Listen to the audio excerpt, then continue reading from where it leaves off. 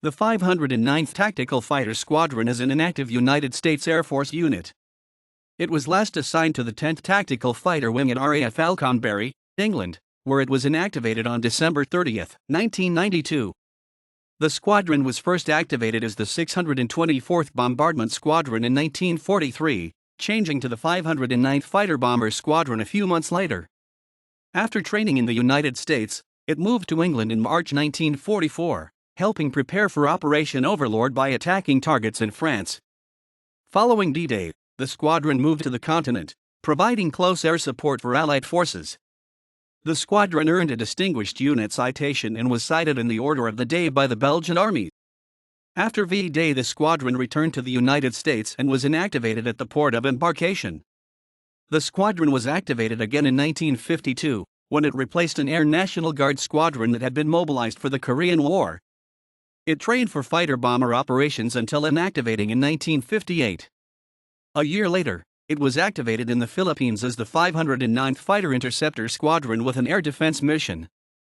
It deployed interceptor aircraft to Taiwan and from 1962 to 1969 maintained detachments in Vietnam. The squadron was inactivated in 1970, but returned in England in 1979. The squadron was originally activated at Drew Field, Florida on March 1, 1943 as the 624th Bombardment Squadron, one of the four original squadrons of the 405th Bombardment Group. It was initially equipped with Douglas A-24 Banshees and Bell P-39 Airacobras. Although retaining the same mission and equipment, in August the squadron was renamed the 509th Fighter-Bomber Squadron. The following month, it moved to Walterboro Army Airfield, South Carolina, where it began to fly the Republic P-47 Thunderbolts, with which it would be equipped for the rest of World War II. On February 14, 1944, the 509th left its training base for the European Theater of Operations. The squadron arrived at its first station in the theater, RAF Christchurch, England in early March 1944 and flew its first combat mission the following month. It dropped the bomber portion of its designation in May, but retained the fighter-bomber mission. The 509th helped prepare for Operation Overlord, the invasion of Normandy, by striking military airfields and lines of communication, particularly bridges and railroad marshalling yards. On D-Day, it flew combat patrols in the vicinity of Brest, France, and in the following days flew armed reconnaissance missions over Normandy. Toward the end of June, the squadron moved to Pacoville Airfield, France, and for the rest of the war concentrated on providing close air support for ground forces. It supported Operation Cobra, the breakout at St. Lo in July with attacks on military vehicles and artillery positions. The squadron engaged and destroyed a German armored column near Avranches, France on July 29, 1944. After immobilizing leading and trailing elements of the 3-mile, 4.8 kilometers, long column, the rest of the tanks and trucks were systematically destroyed with multiple sorties. Its operations from D-Day through September 1944 supporting the liberation of Belgium earned the squadron a citation in the order of the day of the Belgian Army. The squadron received a Distinguished Unit Citation for action on September 24, 1944 when the 4th Armored Division experienced a counterattack by enemy forces and urgently needed air support. Elements of the 405th Group attacked the enemy armor despite an 800-foot ceiling that forced attacks to be made from low level in the face of intense flak. A second group element was unable to locate the tank battle because of the adverse weather, but located a reinforcing column of armor and trucks, causing major damage. A third element attacked warehouses and other buildings in the vicinity that were being used by the enemy. The squadron flew its last combat mission of the war on May 8, 1945. It briefly served in the occupation forces at AAF Station Straubing, but by July 8 was mostly a paper unit. Its remaining personnel returned to the United States in October and the squadron was inactivated upon arrival at the Port of Embarkation. The squadron returned to its designation as the 509th Fighter-Bomber Squadron and was activated at Godman Air Force Base, Kentucky on December 1, 1952, when it assumed the mission, personnel, and F-47 Thunderbolt aircraft of the 141st Fighter-Bomber Squadron, a New Jersey Air National Guard unit that had been called to active duty for the Korean War. However, Godman was not suitable for jet fighter operations, and in April 1953, the squadron moved to Langley Air Force Base, Virginia as the Air Force prepared to transfer Godman to the Army. After arriving at Langley, the squadron was able to upgrade to Republic F-84 Thunderjets, later upgrading to North American F-100 Super Sabres. The squadron was inactivated with the rest of the 405th Wing in July 1958. The squadron was redesignated the 509th Fighter Interceptor Squadron and activated in April 1959, when the 405th Fighter Wing replaced the 6,200th Air Base Wing at Clark Air Base, Philippines. The squadron assumed the mission, personnel, and North American F-86D Sabres of the 26th Fighter Interceptor Squadron, which was simultaneously inactivated. The following year, the squadron replaced its Sabres with Convair F-102 Delta Daggers, which were armed with AIM-4 Falcons and equipped with data link for intercept control. The squadron mission was air defense of the Philippines, but as the only USAF interceptor unit in the Southern Pacific, the squadron was called on to deploy elements to other countries. One of the earliest deployments was to Don Mueang Airport outside Bangkok, Thailand of 6 F-102s under Operation Beltone. It also deployed to Taiwan. In March 1962, the American radar unit at Pleiku Air Base began to detect unknown aircraft entering South Vietnamese airspace. In response, the squadron sent a detachment of 4 Deuces to Tan Son Nhut Airport, near Saigon. One was a 2-seat TF-102, which proved better at intercepting the slow-moving aircraft used for training to simulate the intruders. As a result, more TF-102s were drawn from 5th and 13th Air Forces for the detachment. In July, the squadron's planes were replaced by Navy Douglas AD-5QQ Birds, and the Air Force and Navy began a series of 6-week rotations for air defense in Vietnam. The Gulf of Tonkin incident resulted in another deployment of squadron interceptors to Vietnam. On August 5, 1964, 6 F-102s deployed from Clark to Da Nang Air Base in the northern part of South Vietnam. By the end of 1966, the squadron was maintaining 6 planes on alert at Bien Hoa Air Base in addition to the 6 at Da Nang, with another 10 located in Thailand at Don Mueang and at Udorn Royal Thai Air Force Base. After June 1966, the detachments in Thailand were maintained jointly with the 64th Fighter Interceptor Squadron, which had been activated as a second F-102 unit at Clark. 14 aircraft were kept on 5-minute alert, while the rest were expected to respond within an hour. Missions included providing top cover for Boeing B-52 Stratofortresses engaged in Operation Arc-like missions. This alert commitment lasted until December 1969, and 15 F-102s were lost during Southeast Asia operations. The squadron's detachments in Thailand were closed under Projects Bannerstar and Bannersung, and their planes returned to Clark. The squadron became non-operational on July 17, 1970, and was inactivated a week later with the phase-out of the F-102 in the Pacific.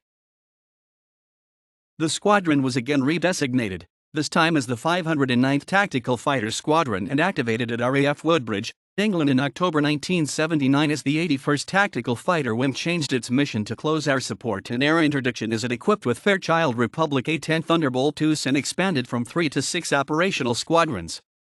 4 months later, the squadron moved to the 81st Wing's main base at RAF Bentwaters. The squadron participated in joint and combined exercises with American and British ground forces and periodically deployed to designated wartime operating bases at RAF Alhorn and Norvenich Air Base in Germany. In June 1988, the squadron moved to RAF Alconbury, where it was assigned to the 10th Tactical Fighter Wing. The squadron continued the same mission until inactivating in late December 1992 as the U.S. reduced its presence in the United Kingdom. Constituted as the 624th Bombardment Squadron, died on February 4, 1943, activated on March 1, 1943. Redesignated 509th Fighter-Bomber Squadron on August 10, 1943. Redesignated 509th Fighter Squadron on May 30, 1944. Inactivated on October 15, 1945. Redesignated 509th Fighter-Bomber Squadron on October 15, 1952. Activated on December 1, 1952. Inactivated on July 1, 1958. Redesignated 509th Fighter Interceptor Squadron on March 11, 1959. Activated on April 9, 1959. Inactivated on July 24, 1970. Redesignated 509th Tactical Fighter Squadron on April 30, 1979. Activated on October 1, 1979 and activated on December 30, 1992. 405th Bombardment Group, later 405th Fighter Bomber Group, 405th Fighter Group, March 1, 1943 to October 15, 1945. 405th Fighter Bomber Group, December 1, 1952. 405th Fighter Bomber Wing, October 8, 1957 to July 1, 1958. 405th Fighter Wing, April 9, 1959 to July 24, 1970. Attached to 23D Air Base Group, August 5, 1964 to July 8, 1965. 6252D Tactical Fighter Wing, July 8 to November 1965. 81st Tactical Fighter Wing, October 1, 1979. 10th Tactical Fighter Wing, September 1, 1988 to December 30, 1992. Explanatory notes. Citations. This article incorporates public domain material from the Air Force Historical Research Agency website http://www.afhra.af.mil. Anderson, Captain Barry, 1985. Army Air Forces Stations, a guide to the stations where U.S. Army Air Forces personnel served in the United Kingdom during World War II, PDF. Maxwell AFB, AL, Research Division, USAF Historical Research Center. Archived from the original, PDF, on January 23, 2016. Retrieved June 28, 2017. Fletcher, Harry R., 1993. Air Force Bases, Volume 2, Air Bases Outside the United States of America, PDF. Washington, D.C., Center for Air Force History. ISBN 0-912799-53-6. Retrieved December 17, 2016. Fotrell, Robert F. Blumenson, Martin, 1980. The Advisory Years to 1965, PDF. The United States Air Force in Southeast Asia. Washington, D.C., Office of Air Force History. LCCN 80 to 24547. Retrieved December 17, 2016. Johnson, First Lieutenant David C., 1988. U.S. Army Air Forces Continental Airfields, ETO, G-Date and V-Date, PDF. Maxwell AFB, AL, Research Division, USAF Historical Research Center. Archived from the original, PDF, on September 29, 2015. Retrieved June 26, 2017. Knock, Marcel Size, 1978. Encyclopedia of U.S. Air Force Aircraft and Missile Systems. Volume 1, Post-World War II Fighters 1945 to 1973. Washington, D.C., Office of Air Force History. ISBN 978-0-912799-19-3. Retrieved December 17, 2016. Maurer, ed. 1983, 1961. Air Force Combat Units of World War II, PDF, reprint ed. Washington, D.C., Office of Air Force History. ISBN 0-912799-02-1. LCCN 61060979. Retrieved December 17, 2016. Maurer, ed. 1982, 1969. Combat Squadrons of the Air Force, World War II, PDF, reprint ed. Washington, D.C., Office of Air Force History. ISBN 0-405-12194-6. LCCN 70605402. OCLC 72556. Ravenstein, Charles A., 1984. Air Force Combat Wings, Lineage and Honors Histories 1947 to 1977. Washington, D.C., Office of Air Force History. ISBN 0-912799-12-9. Retrieved December 17, 2016. Rust, Ken C., 1967. The 9th Air Force in World War II. Fallbrook, California, Aero Publishers Incorporated LCCN 67 to 16454. Watkins, Robert, 2008. Battle Colors. Volume 3 Insignia and Markings of the 9th Air Force in World War II. Atklin, Pennsylvania, Schiffer Publishing Limited, ISBN 978-0-7643-2938-8.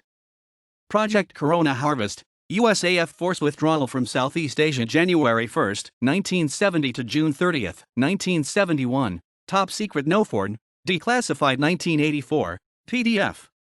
Headquarters, Pacific Air Forces. May 31, 1972. Retrieved October 5, 2015.